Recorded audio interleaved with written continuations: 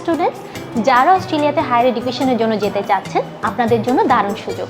আগামী 6 September mentor study abroad আয়োজন করতে যাচ্ছে অস্ট্রেলিয়া অ্যাপ্লিকেশন ডে। সো অস্ট্রেলিয়ার 2025-এর নভেম্বর ইনটেক অথবা 2026-এর ফেব্রুয়ারি ইনটেক যারা টার্গেট করছেন তাদের জন্যই এই ইভেন্ট। আসুন জেনে নিই কেন আসবেন এই ইভেন্টে।